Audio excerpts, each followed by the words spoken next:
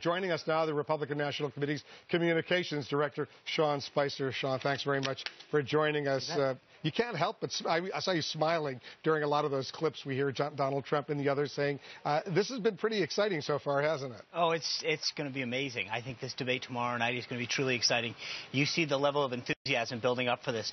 Just online, the number of tweets in the last 5 days, over 2 million people tweeting leading up to this debate, which is a huge increase over the last debate. I think the excitement continues to grow.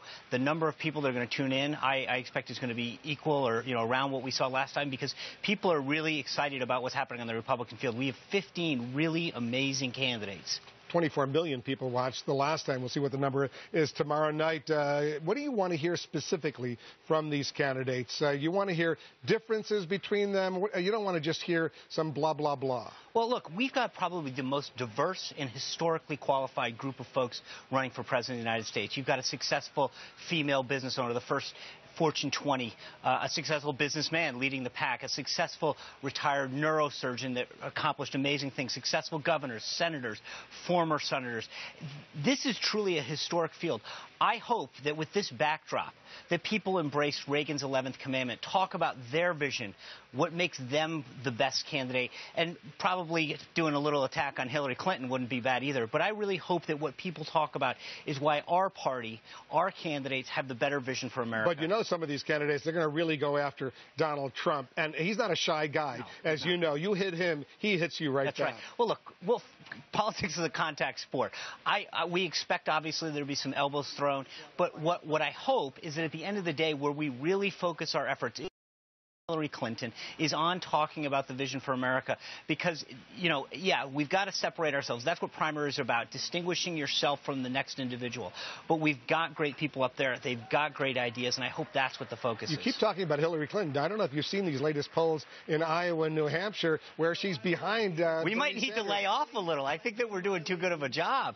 But, if it ends up being Bernie Sanders, I'm even more excited about that. So, what if it ends up being Joe Biden? I think we would do just fine. I think Joe Biden's served this country tremendously. I think he's going through a tremendous amount of suffering right now. And the vice president has endured more tragedy than any individual should ever have to in his life. And I have a tremendous amount of respect for how he's overcome that.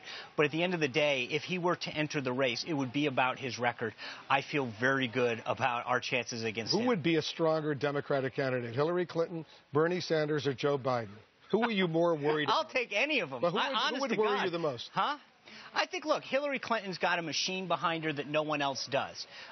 So from that standpoint, from a purely ground game standpoint, I think Hillary Clinton always will enter this race with an advantage. But I think where we are as a party, where Chairman Priebus has positioned this party since 2012, both in terms of our political ground game, our data infrastructure, whenever one of these 15 candidates emerges as a nominee, we're going to be ready to go. We've been reaching out into communities that we've never in the past, and we will coast to victory in November of 2016. What do you think about the fact that some of these Republican presidential candidates are refusing to say they would support Donald Trump? He's the Republican presidential front runner right now nationally among Republicans in all the early battleground states. They're saying they would not vote for him because he's not qualified to be commander-in-chief. When you hear that, I thought these guys all signed a pledge. Look, what did that pledge say? It said that they would support the nominee of our party. So when Bobby Jindal, the governor of Louisiana, refuses to say to me, and I pressed him repeatedly, would you support him? He said he's not going to get them. He wouldn't say that. He didn't answer the question, but at the end of the day, when George Pataki, the former governor of New York, says flatly he could not vote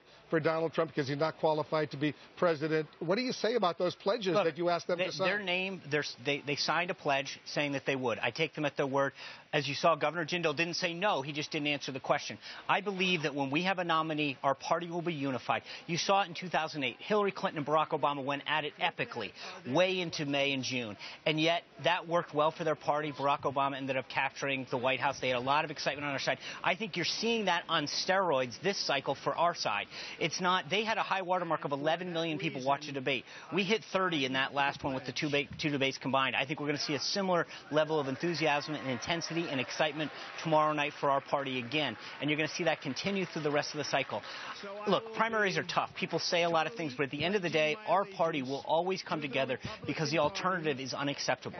Have you said anything to George Pataki, the former Republican governor? He signed that pledge, but he says he would not vote for Donald Trump. I'm going to take his signature at what it is. He signed a document saying he would support it. I understand people have to say what they have to say, but I believe all of our candidates signed something. They said they commit. I believe at the end of this process, everybody will be on board with that nominee. Has Reince Priebus, who's the chairman of the RNC, the Republican National Committee, had conversations with all of the campaigns asking them to tone it down tomorrow night? No. What is this advice to them? Because I think we have publicly, Chairman Priebus has talked about what I just mentioned repeatedly. He's a big believer in Reagan's 11th commandment, and we are here at the Reagan Library. There is no better place to echo that sentiment that Ronald Reagan espoused so beautifully about what our party should be for. The chairman has said that over and over and over again, and I think some candidates are going to heed that, others probably may not. But at the end of the day, I think what's best for our party, what the chairman has said over and over again, is to stay focused on what makes us better and why they are not an acceptable alternative. This Club for Growth ad attacking Donald Trump, this is a conservative group in Washington, spent $1 million. What do you think of that? Again, I would rather have all of the money on our side focused on Hillary Clinton. I understand that that's not realistic, but I think that we have a historic opportunity to retake this White House, to put a Republican president back in, and to enact conservative principles up and down. And we should focus on that more than anything else. It's a beautiful setting for a debate tomorrow night. It's absolutely here gorgeous. At the Ronald Reagan Presidential Library. Congratulations for being here. Thank you very much, Sean Spicer, the Communications Director for the RNC. You're sticking around for it, right? I'll be right here. Not going anywhere. Thanks very much.